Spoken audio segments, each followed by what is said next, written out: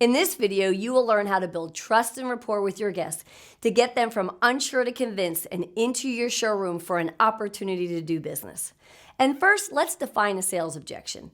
These are statements or questions raised by a prospect or guest which can indicate an unwillingness to buy or commit. The objections of customers include objections to prices, products, services, the company, time, or even the competition. And let's be very clear. Not interested is not an objection. It means they need more information.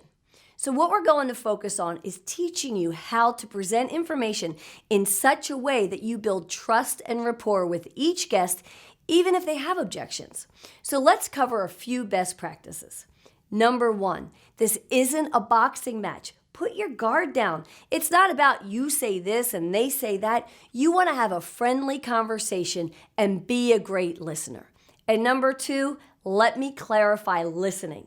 I'm talking about the kind of listening where you are really hearing what the guest on the other end of the line has to say. Not the kind of listening where you're just listening for your chance to hurry up and speak and you don't even hear the customer at all. Number three, do not repeat the objection. I can't tell you how many times I've had to break that habit for folks who fill up the dead air by repeating the objection. All that does is solidify the objection. Number four, be prepared. You're making calls to customers who, for the most part, already have a relationship with your dealership. Take a moment, read their vehicle portfolio, familiarize yourself with their situation so that you're prepared in advance for the phone call. And number five, ask questions. The person asking the questions is the one who is in control of the call. Remember, you are making pattern interrupt calls. Nobody's sitting around waiting for their phone to ring so they can talk about an opportunity like this.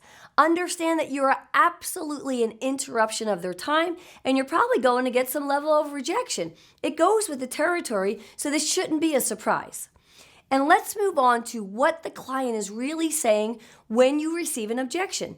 Typically, they're either going to be not listening or not totally understanding what it is you're saying. Or maybe they're really just busy right now. Perhaps they need more information or your timing is just bad. Or here's one for you. Maybe the opportunity just isn't right for them right now. Here's something for you to consider.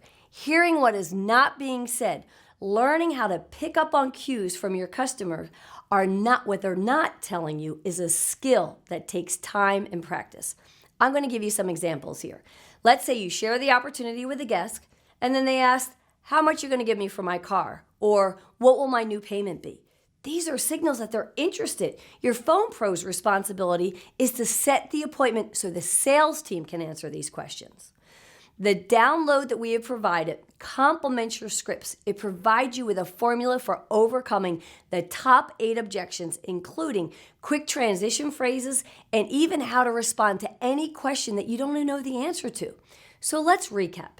Here's our 5-step formula for overcoming objections the easy way.